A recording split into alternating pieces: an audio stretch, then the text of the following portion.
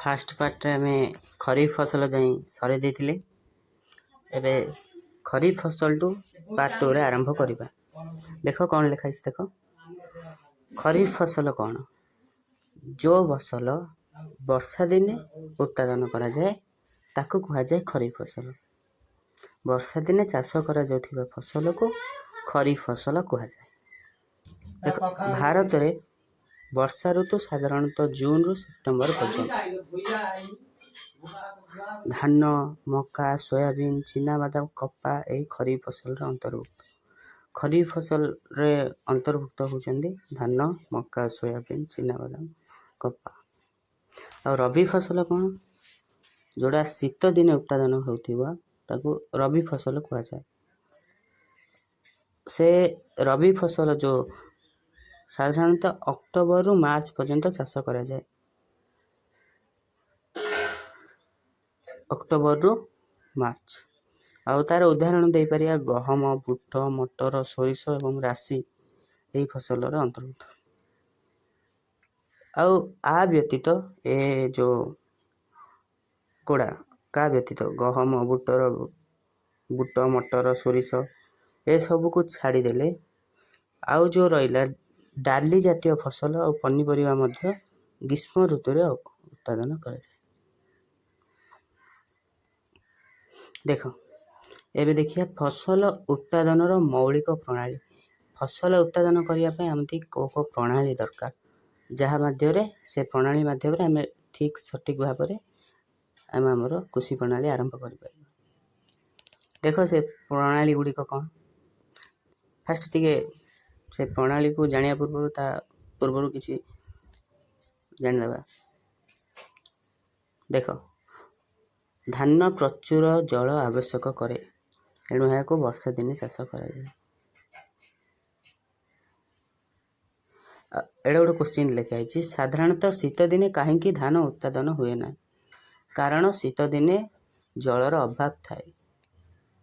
जेहेतु वर्षा दिने वर्षा हुए तो धान को बहुत मात्रा जल मिलगला फल से वर्षा दिने धान चाष करा जाए। शस्य उत्पादन पर कृषक एक निर्दिष्ट समय विभिन्न पंथा अवलंबन करता है। ए जो से शस्य धान हो कि मका हो कि जहाँ भी हो से जगह सब उत्पादन करने कृषक माने जे आमर चाषी कृषक से जो समय से उत्पादन करियो से समय विभिन्न तार रही थाए। आपर एडा करियो, तापर एडा पर सेडा करियो, माटी को फसल करियो, तापरे मंजी बुणियो, जहाँ भी से सब करि थाए से विभिन्न प्रकार प्रणाली अवलंबन करि थाए। जेपरि जणे माली बगीचारे किंबा तुम घरे फूल बगीचा टे करिबा पई कार्य करिताओ, सेही परि कृषि पई विभिन्न कार्य आवश्यक। एही प्रकार कार्यकलाप को कृषि प्रणाली कहा जाए। देख कौन, देख गोटे माली माने आम कह जो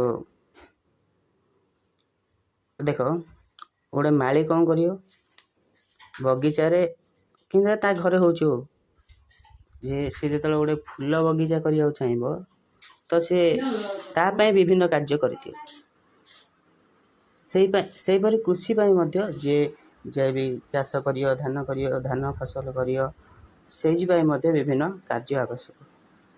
ए सब प्रकार कार्यकलाप कृषि प्रणाली कहा जाए। जो विभिन्न पद्धति अवलंबन करने से जो प्रणाली सी धान उत्पादन कला ताको कृषि प्रणाली कहा जाए। कृषि प्रणाली गुड़िक है कौन, फास्ट मूर्तिका प्रस्तुति, तापर द्वितीय मूर्तिका को भल भाव प्रस्तुत करी मंजी बुणा हम, तापर सेकेंड ताको खत दिया हम, सार मध्य माटी रे मिसा हम, तापर पानी दिया हम, जलसेचन कराहब। जलसेचन गला बाद किसी जो बालुंगा उठी था अनाबना गछ को दमन कराहब, उफड़ा हम, काढ़ा हम, तापर अमल कराहब, तापर संरक्षण हम। फास्ट देखिए गोटे गोटे मूर्तिका प्रस्तुति कौन, शस्य उत्पादन पूर्वर मृत्तिका प्रस्तुति होची प्राथमिक स्तर। जो आमर शस्य उत्पादन कराउची ता पूर्वर मृत्तिका को भल भाव माने जो चाष कराउची मृत्तिका तल माटीटा उपरू आना होची से ऊपर माटीटा तलू दउची सेपरी मृत्तिका फास्ट प्रस्तुत करा जाए। कृषि एक मुख्य उद्देश्य होची माटी को तल ऊपर करी को फसफसिया करी हालुका करवा फल चेर मृत्तिका भितर गभीर को प्रवेश करिब। देख जो मटीटा को तल मटीटा ऊपर आना ऊपर मटीटा तलू पड़े तार बहुत गैप मध्य रही जहाँ बेले से चेर जा बहुत भीतर गभीर को प्रवेश करि परिबो। प्रवेश करला बाद से माटी मध्य हालुका हो तापर जहाँ फल से जो गछ उठी सी श्वासक्रिया सहजरे करि परिबो। हालुका मृत्तिका किपरि चेर को साहाय्य करे जानिछ। हालुका मृत्तिका एथिरे किपरि चेर को साहाय्य करे चेरटा भितर जावाई तो ताको बेसी कठिन जापर कि हालुका थिले से भल भाव जीव तो हालुका मृत्तिका जिया एवं अणुजीव बुद्धि सहायक हुए। देख जो मृत्तिका के हालुका हम जो से माटी रे से मृत्तिका जिया बहुत परिमाण थी अणुजीव से मृत्तिका को हालुका करने साहाय्य कर। ए जो जिया ए हूँ कृषकर बंधु ये गोटे इम्पोर्टाट पॉइंट मन रखी तो जिया कृषकर बंधु बोली मन रखी तो।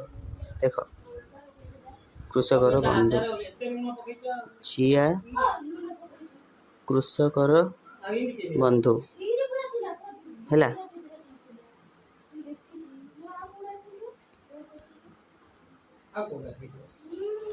जिया कृषकर बंधु मन रखी तो। देख आउ गोटे इम्पोर्टाट पॉइंट ना ए जो आहरी मध्य माटी को तल ऊपर करी हालुका करने सहित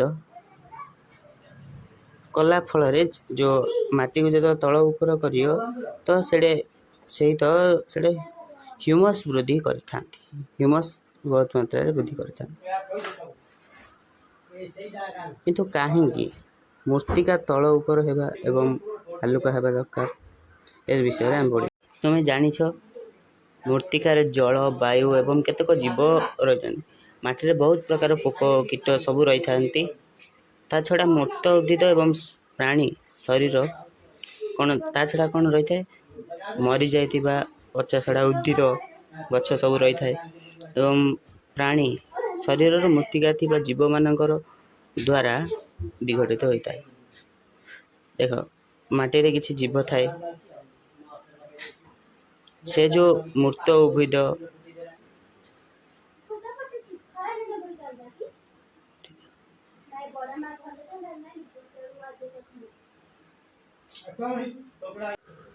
देख जो जो मृत उद्भिद प्राणी मृत जी मरी जाता से उद्भिद आ प्राणी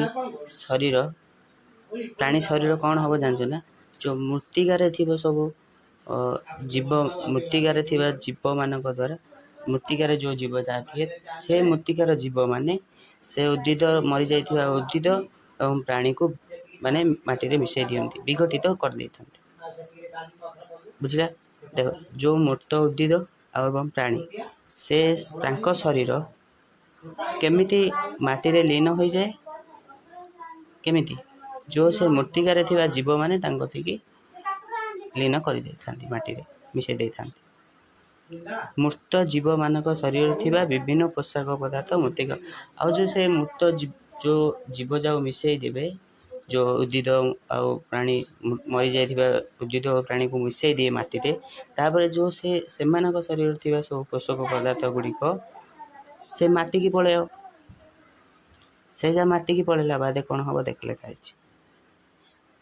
एवं यह को उद्भिद मैंने पुनर्बार ग्रहण कर जो पलैला माटी रे जाई मिसीगला जीव आ प्राणीर पोषक पदार्थ गुड़िक सेतपर जो उद्भिद जो पोता हम जो गच पोता हम से गच सहजरे ତାକୁ ଗ୍ରହଣ କରିଦେବ। ସହଜରେ କେତେବେଳେ ଗ୍ରହଣ କରିବ? ଯେଉଁ ଆମେ ସେ ଯେଉଁ ପୋଷକ ପଦାର୍ଥ ଗୁଡ଼ିକ ମୂର୍ତ୍ତିକା ତଳକୁ ପଳାଇଥାଏ, ସେ ମୂର୍ତ୍ତିକା ଯେତେବେଳେ ଆଉଥରେ ଉପରକୁ କାଢ଼ାଯାଏ, ଯେଉଁ ହଳ କରିକି ଚାଷ କରିକି ଯେତେବେଳେ କାଢ଼ାଯାଏ, ତାଙ୍କେ ସହଜରେ ସେ ଗଛ ଜାଗା ଅବଜର୍ଭ କରିଦିଅନ୍ତି, ଶୋଷି ଦିଅନ୍ତି ଏବଂ ଭଲ ଭାବରେ ବୃଦ୍ଧି କରନ୍ତି। ଏବଂ ଉଦ୍ଭିଦ ବୃଦ୍ଧିରେ କମ୍ ଗଭୀରତାର ମୃତ୍ତିକା ସାହାଯ୍ୟ କରେ। ଉଦ୍ଭିଦ ବୃଦ୍ଧିରେ କମ୍ ଗଭୀରତାର ମୃତ୍ତିକା ସାହାଯ୍ୟ, ମାନେ ବେଶୀ ଗଭୀରତା କରିଦେଲେ ହେବନି, ମୃତ୍ତିକା ଆଉ ସାହାଯ୍ୟ କରିପାରିବନି। ମୃତ୍ତିକାକୁ ତଳ ଉପର ଏବଂ ହାଲୁକା ହେବା ଦ୍ୱାରା ପୋଷକ ପରିବର୍ତ୍ତ ମୃତ୍ତିକା ଉପରୁ ଦେଖ, ମୃତ୍ତିକା ଯେତେବେଳେ ତଳକୁ ଚାଷ ସେ ଯେଉଁ ତଳ ମାଟିଟା ଉପରକୁ ଆଣିଦିଏ ଆଉ ଉପର ମାଟିଟା ତଳକୁ ନେଇଯିବା ଫଳରେ ସେ ଯେଉଁ ତଳେ ସବୁ ପୋଷକ ପଦାର୍ଥ ଥିବ ସିଏ ଉପରକୁ ପଳେଇ ଆସିବ, ଯାହାଫଳରେ ସେ ଗଛଟା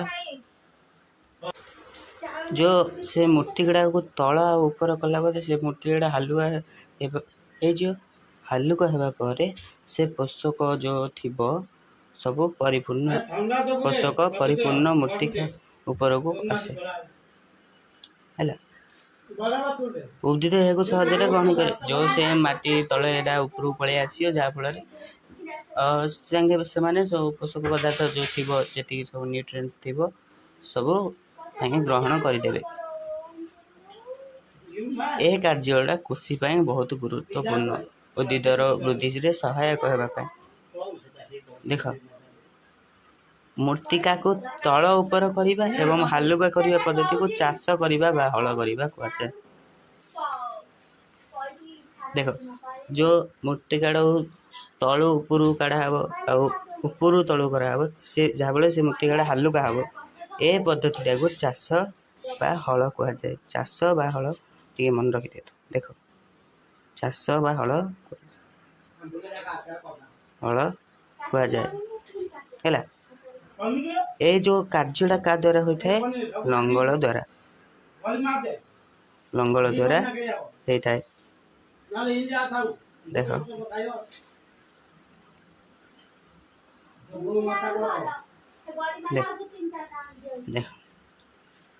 ଲଙ୍ଗଳ କାଠ କିମ୍ବା ଲୁହାରେ ତିଆରି ମାଟି ଓଦାଳିଆ ଥିବା ବେଳେ ହଳ କରିବା ଦରକାର। ମାଟି ଯେତେବେଳେ ଓଦାଳିଆ ଥିବ ତାକୁ ହଳ କଲେ ଟିକେ ଭଲ ଭାବରେ ହଳ ମଧ୍ୟ ହେବ। ହଳ ସମୟରେ ବାହାରି ପଡ଼ିଥିବା ବଡ଼ ମାଟି ଖଣ୍ଡକୁ ମାଟି ଟେଳା କୁହାଯାଏ।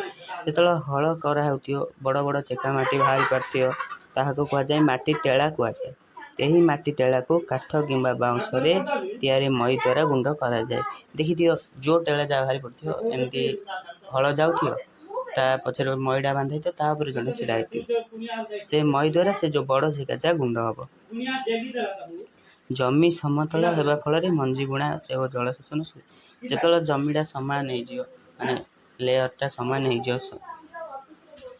ସମତଳ ହେଇଗଲା ଫଳରେ ମଞ୍ଜି ଯେତେବେଳେ ବୁଣା ହେବ ଆଉ କିମ୍ବା ଯେତେବେଳେ ପାଣି ଦିଆହେବ, ଜଳସେଚନ କରି ସୁବିଧାରେ କାର୍ଯ୍ୟଟା ହେଇଯିବ।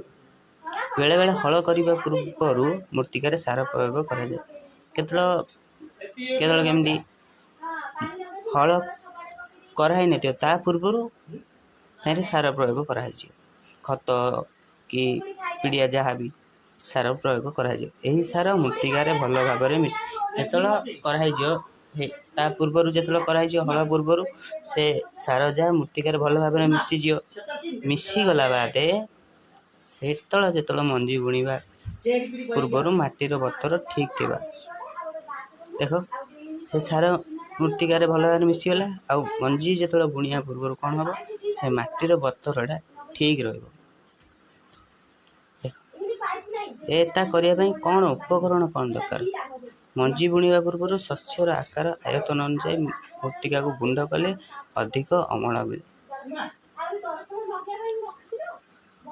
ଯେତେବେଳେ ମୂର୍ତ୍ତିକାକୁ ପୁରା ଗୁଣ୍ଡ କରାହେଇଯିବ, ଶସ୍ୟକୁ ଦେଖିକିରି ମାନେ ଗୁଣ୍ଡ କରିଦେଲା ବାଦେ ଅଧିକ ଆମତି ଶସ୍ୟ ମିଳିବ, ଅଧିକ ଅମଳ ହେବ। ଆର ଉପକରଣ ଯଥା ରହିଥାଏ। କେତୋଟି ଉପକରଣ ଅଛି ଦେଖ, କ'ଣ କ'ଣ? ଲଙ୍ଗଳ, କୋଦାଳ, କଲ୍ଟିଭେଟର ଦ୍ୱାରା ଏ କାର୍ଯ୍ୟ ସବୁ ହେବ।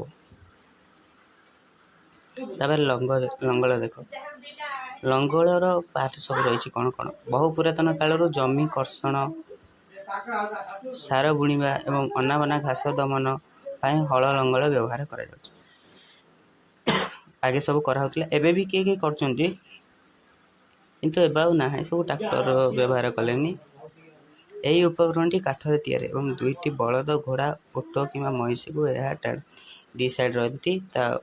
ସେ ବଳଦ ଉପରେ ଗୋଟେ ପଡ଼ିଥିବ ବାଡ଼ି ଭଳିଆ, ସେଠି ଲାଗିଥିବ ଲଙ୍ଗଳ ଲାଗିକି ସବୁ ଚାଷ ହୁଏ। ସେ ଦେଖିଦିଅ, ଏଥିରେ ଗୋଟେ ତ୍ରିଭୁଜ ପ୍ରକାର ଗୋଟେ ଲୁହା ଥାଏ, ପ୍ଲେଟ୍ ରହିଥାଏ, ଯାହାକୁ ଲଙ୍ଗଳ ମୁଣ୍ଡା କୁହାଯାଏ। ଯୋଉଟା ଗୋଜିଆ ହେଇକି ରହିଥିବ, ଯୋଉଟାରେ ଫାଷ୍ଟ ମାଟି, ସେ ଯୋଉ ଗୋଜିଆଟା ମାଟି ତଳେ ପଶିକିରି ଏମିତି ତାକୁ ଧରିକିରି ବଳଦ ଭିଡ଼ିବ। ଲଙ୍ଗଳର ଲମ୍ବା ଅଂଶଟା ଥିବ, ତାକୁ କୁହାଯାଏ ଯୋଉ ବାଡ଼ି ଭଳିଆ ଇସ। ଆଉ ହାତରେ ଯୋଉ ଧରା ହଉଛି, ଧରିକିରି ହାତରେ ଧରିକି ଯୋଉ ନିଆଯାଏ, ତାକୁ କୁହାଯାଏ କଣ୍ଟି। ଆଉ ଇସର ଆଉ ଗୋଟେ ପ୍ରାନ୍ତ ବି ଅଛି, ତାକୁ କୁହାଯାଏ ଜୁଆଳି। ଓ ଆଜି ପାଇଁ ଏତିକି ଥାଉ, ଆଉ ଯେତେବେଳେ ଦେଖିବା ଆମେ ଗୋଟେ ପାର୍ଟ 3ରେ ଦେଖିଦେବା ହେଲା।